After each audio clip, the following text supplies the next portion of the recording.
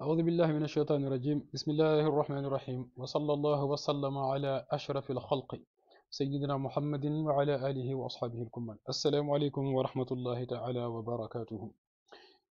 Chers musulmans, nous revoilà alhamdulillah à cette série de séances sur comment construire sa foi musulmane. Nous avons parlé dans une vidéo précédente de la croyance en Dieu. Que signifie croire en Dieu? Quelles sont les qualités d'Allah qu'un musulman est obligé de, on va dire, pas connaître, mais y croire? Car connaître pourrait être un mot bien fort.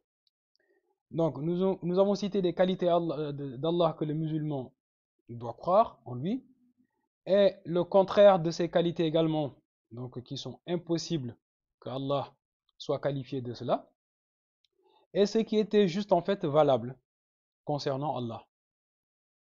Et là, aujourd'hui, donc, nous allons voir la croyance en ses anges. Donc, la personne qui est islamiquement responsable, donc qu'on appelle le al-mukallaf, concernant les anges, c'est qu'il doit croire que il existe des créatures honorées par Allah qui sont créées à partir de lumière. Donc les anges sont des créatures de lumière, donc sont créées à partir de lumière, et que ce sont des créatures qui ne mangent pas, ne boivent pas, ne dorment pas, ne se marient pas et ne transgressent jamais les ordres d'Allah et ne font que ce que Allah leur ordonne de faire. Alors, l'existence des anges. Allah nous dit dans le Coran, dans la sourate 4, verset 136, وَمَنْ يَكْفُرْ بِاللَّهِ وَمَلَائِكَتِهِ وَكُتُبِهِ وَرُسُلِهِ وَالْيَوْمِ الْآخِرِ فَقَدْ ضَلَّ ضَلَالًا بَعِيدًا. Allah nous dit que quiconque ne croit pas en Allah et en ses anges, en ses livres, en ses envoyés, au jour du jugement dernier, celui-ci s'est certes égaré d'une manière extrême. Il est dans un égarement très lointain. Il est très éloigné de la guidance. Allah nous dit également par ailleurs, وَإِذْ قَالَ رَبُّكَ لِلْمَلَائِكَةِ إِنِّي جَاعِلٌ فِي الْأَرْضِ خَلِيفَةً. Donc, lorsque ton Seigneur dit à ses anges que je mettrai sur terre, je nommerai sur terre un vicaire, donc un lieutenant, un représentant, khalifa. Et concernant la sunna, le prophète alayhi salatu wassalam nous dit Innal bayt al-ma'mour yadkhuluhu kulla yawmin sab'un alf malakin thumma la ya'udun.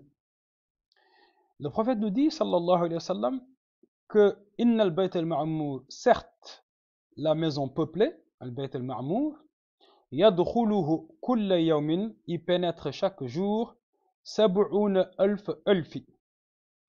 Alors, sab'un alfi, 70 millions d'anges. Thumma la ya'udun, et ne reviennent donc pas. Chaque jour, il y a ce nombre-là qui entre dans la maison peuplée, qui est au 7e ciel, Bayt al-Ma'mour, et qui a une correspondance directe avec la Kaaba. Et il fait partie des raisons pour lesquelles il n'y a aucune chose qui peut survoler la Kaaba, c'est justement cette correspondance directe qui existe entre la Kaaba et la maison peuplée qu'on appelle al-Bayt al-Ma'mour, qui est au 7e ciel. Voilà. Donc il n'y a rien qui peut survoler la Kaaba, ni oiseau, ni avion, ni quoi que ce soit. Se mettre au-dessus. Alors, maintenant, la croyance en ses livres. Donc nous avons parlé de la croyance en Dieu, la croyance en ses anges, la croyance en ses livres. Al-Iman bil kutubi as-samawiyya al-muqaddasa. Donc les livres saints que Allah a fait descendre. Et il incombe également à la personne islamiquement responsable Donc il lui est obligatoire, il lui incombe de croire en ceci, que Allah, le Très-Haut, a fait descendre sur ses envoyés des livres saints. Et ces livres saints, ce sont ses paroles à lui. Donc, ses paroles. Subhanahu wa ta'ala. Et parmi ces livres, on nous dit qu'il a fait descendre la Torah. Et oui, Allah a fait descendre la Torah. Sur quel prophète? Sur le prophète Moïse. Donc Moussa, alayhi salatu wassalam. Allah a fait descendre ce qu'on appelle Az-Zabour. Az-Zabour, qu'est-ce que c'est Az-Zabour?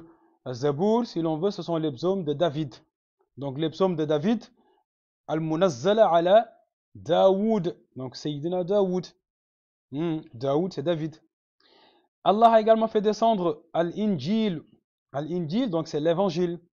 Al-Munazzala ala Sayyidina Isa. Donc, qu'il a fait descendre sur le prophète Jésus. Et Allah a également fait descendre Al-Qur'an al-Karim. Al-Munazzalu ala Sayyidina Muhammadin, qu'il a fait descendre sur le prophète Muhammad, alayhi salatu wassalam. Et le musulman doit également croire en ceci, que le Coran, Al-Qur'an, huwa a'zamu hadhihi al-kutub, que le Coran est le plus important de tous ces livres qui ont été cités. On nous dit que le nombre de livres qui sont descendus au total sont de 104. Donc il y a eu 104 livres qui sont descendus sur les prophètes. Et ces 104 livres, leur quintessence se retrouve résumée dans ces 4 livres que nous venons de citer. La Torah, les psaumes de David, l'Évangile et le Coran. Et ces 4 livres, leur quintessence se retrouve consignée dans le Saint-Coran. C'est pour cela qu'il incombe aux musulmans de croire que, oui, justement, ces livres ont été descendus sur des prophètes, donc sur des envoyés par Allah, mais qu'à l'arrivée du Coran, tous les autres livres ont été abrogés par le Coran. Ne subsiste que le Coran.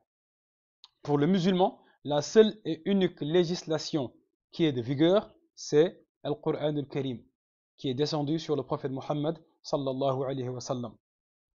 Justement, car c'est le Coran qui a abrogé les autres législations. Donc ça, c'est concernant les livres.